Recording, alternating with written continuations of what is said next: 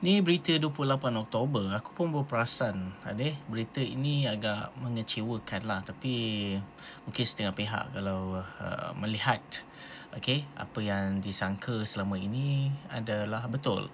So guys, Assalamualaikum dan salam sejahtera kepada korang semua yang sudi menonton Saja Simbang. Berdasarkan title ni, so korang maklum lah. Jom kita tengok paparan ini. Berita 28 Oktober 2025, PMX terima kunjungan hormat pengarah urusan IMF. So ini gambar-gambar dia. So kau boleh tengok lah yang baru-baru ni lah 28 itu. Dan Perdana Menteri Datuk Seri Anwar Ibrahim menerima kunjungan hormat pengarah urusan tabung kewangan. Bila kau dengar je pasal tabung kewangan antarabangsa IMF, Kristalina Georgieva sempena sidang kemuncak ASEAN ke-47. Anwar berkata pertemuan ini mengukuhkan hubungan erat dan konstruktif antara Malaysia dan IMF yang berteraskan rundingan berfasa, bantuan teknikal serta kerjasama dasar yang rapat. Perbincangan turut menyentuh isu keseimbangan semula perdagangan global, pengukuhan rangka keselamatan kewangan antarabangsa serta pelaksanaan reformasi fiskal di bawah kerangka ekonomi bandari. Katanya dalam hantaran di FB. Anwar berkata Malaysia kekal komited terhadap disiplin fiskal serta pertumbuhan ekonomi yang inklusif dan mampan dengan unjuran pertumbuhan antara 4% hingga 4.8% pada tahun 2025. Okey, aku rajin dia baca ChatGPT. Senang kan? Hidup senang dengan ChatGPT.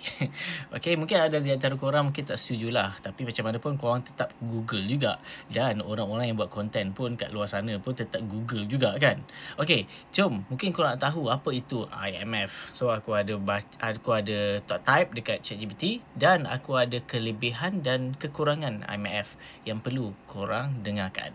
Jom kita tengok.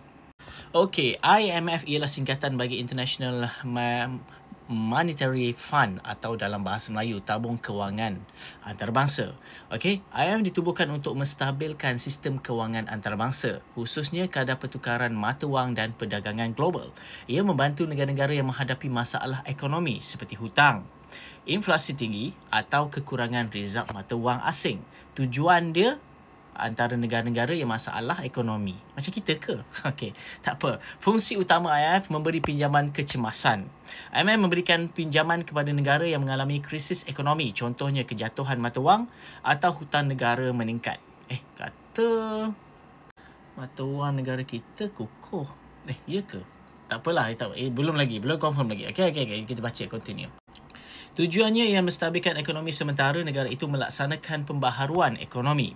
Pemantauan ekonomi global, IMF memantau ekonomi semua negara-negara anggota, menilai kestabilan kewangan dan memberi amaran awal jika ada risiko krisis.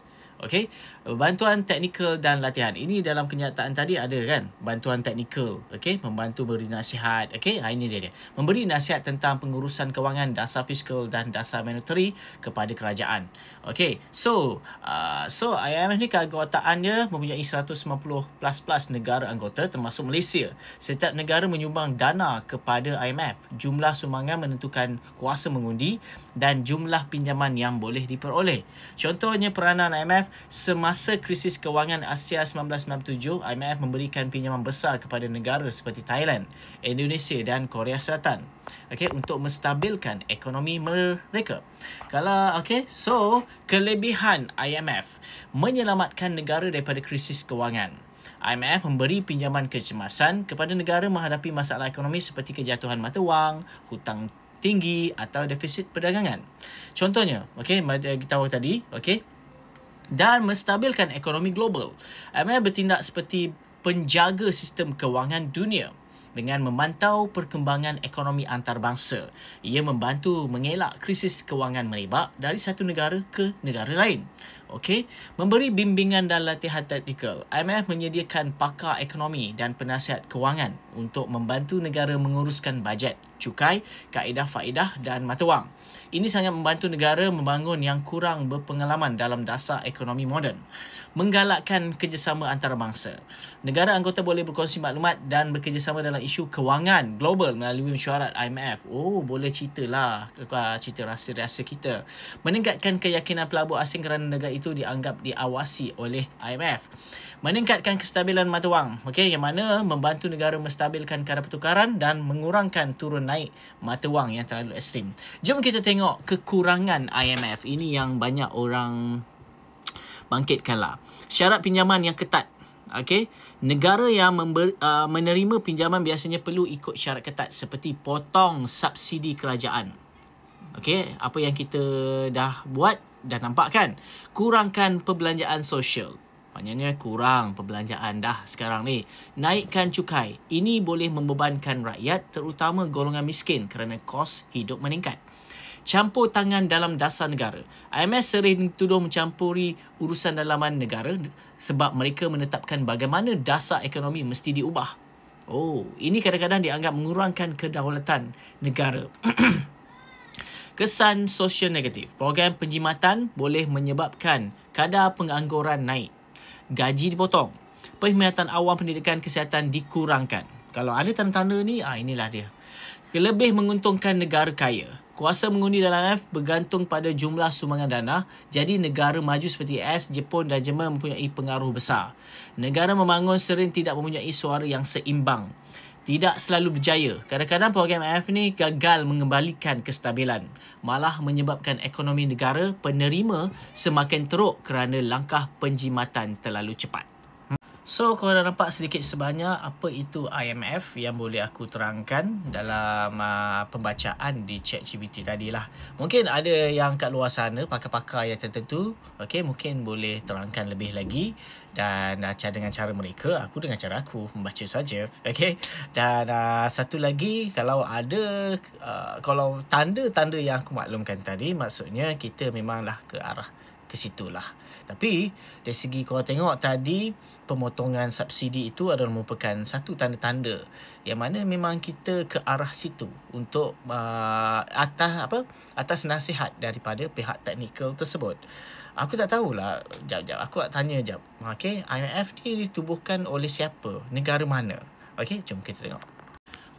IMF ditubuhkan oleh 44 buah negara melalui persidangan Bretton Woods yang diadakan di Bretton Woods, New Hampshire, Amerika Syarikat pada Julai 1944.